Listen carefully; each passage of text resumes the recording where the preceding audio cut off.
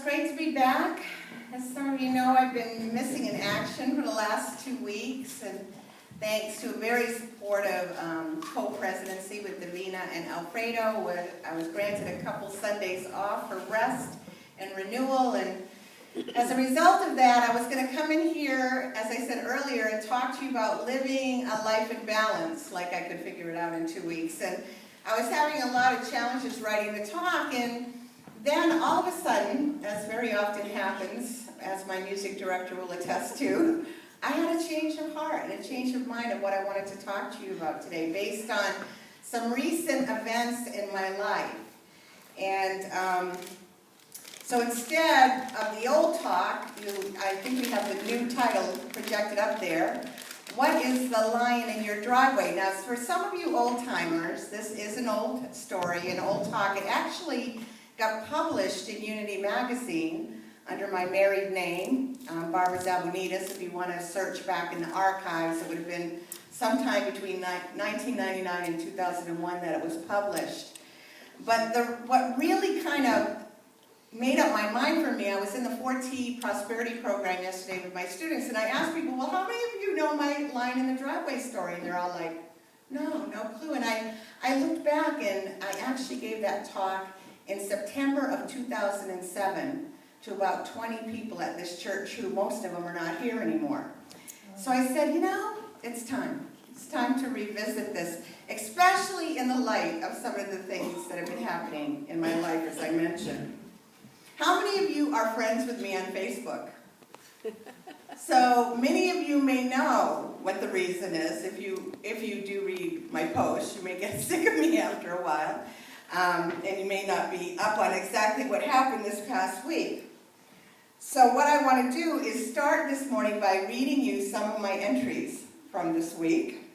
On the morning of Wednesday, May 16th, I wrote on my wall, okay, I am really spooked out.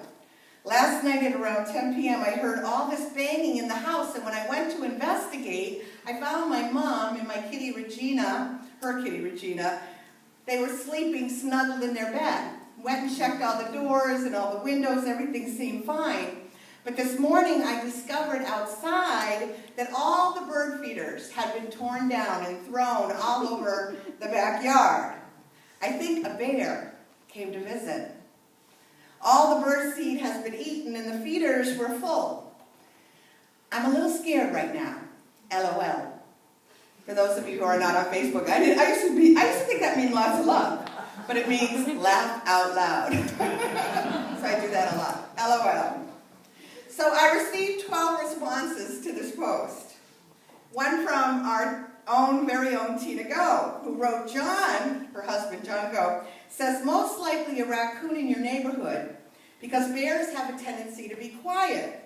And from experience, I can tell you raccoons aren't quiet. 3 exclamation points. To which I responded, pretty sure it was a bear because there are muddy bear prints on the house where he or she pulled the bird feeders off the kitchen window. Pretty wild! Exclamation point. Then my neighbor, James Putnam, the guy who lives right next door to me, responded to this post with, Barbara, that's my name, for those of you who don't know. I know you call me BJ. Barbara, the neighbors up from us had their feeders broken apart also. One was mangled and the other torn off a stump. To which I responded, well, 2 of the 5 bird feeders I had are mangled beyond repair. I put one of the standing feeders back up, and when I got home tonight at 10:30 p.m., I noticed that it had been knocked down again, even though there was no bird seed in it. My, what an interesting adventure. I write. So now, skip forward a day, my next post took place on Thursday, May 17th at 11:30 p.m. at night. If you are friends with me on Facebook, am I on it in the morning, late at night, whenever? So I write, mystery solved. John Go was right. This evening at 10:30 p.m., I turned on the backyard lights to see if I could get a glimpse of the big bad bear. And guess what I saw instead? That's right, it was a rascal of a raccoon revisiting a mangled bird feeder lying on the ground from the earlier rampage. LOL. To which I received another 5 comments. One from a congregant from my former church who wrote, reminds me of a lion in the driveway, LOL. To which I responded, Gail, you remember that talk? To which she replied, I have quoted it. Final post for me on the subject. On the evening of Friday, May 18th. Okay, you're not going to believe the latest news. It's both bears and raccoons. My neighbor saw a bear in his yard at 4 a.m. this morning. And another neighbor saw a bear crossing the street after leaving another neighbor's yard. I'm living in a jungle here. LOL. To which I received 6 responses, one of which read, take care, Barbara. Be aware. Now, all this silliness led to my decision to share this story with you. A story that deals with an issue that lots of us deal with from time to time. And that's the issue of fear.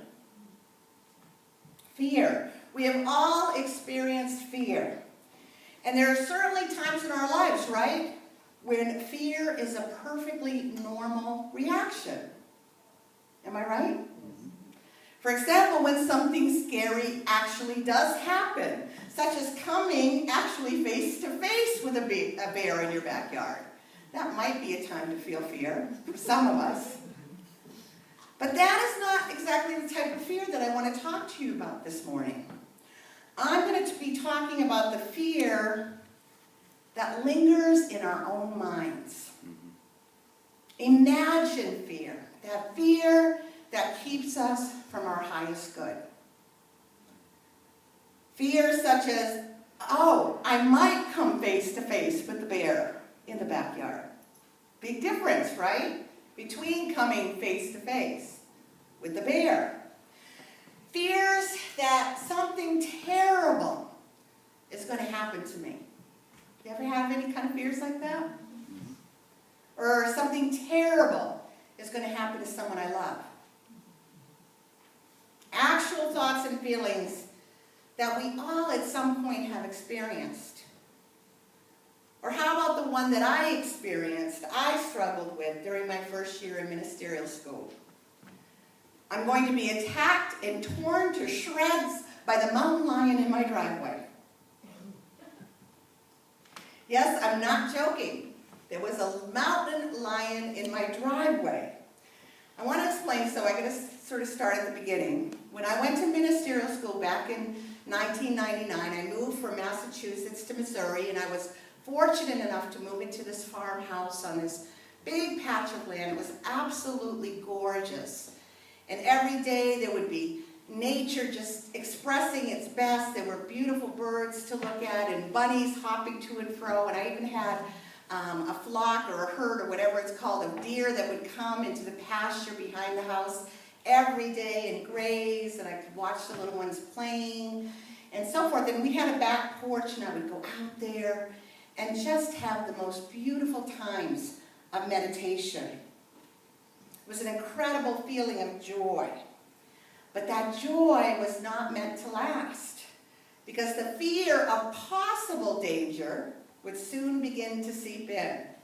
It started one day when my downstairs neighbor, Debbie, she was an employee over at Unity Village, told me about the black snakes. These huge creatures that sometimes like to come up on the porch and would even at times coil their long bodies around the metal grates on the door to greet you as you come home. And if that was not enough to scare me, then some of my well-intentioned classmates told me about the brown recluse spiders. Have you ever heard about those? If you haven't lived in Missouri, you probably don't know what they are. These are spiders who, when they bit you, would make you very, very sick. Could even actually cause your demise. Now, there were lots and lots of spiders that were living on that porch with me. Spiders of all shapes and sizes and colors, and I had coexisted with them pretty peacefully up to that point, as I had done in Massachusetts. But now the threat of the brown recluse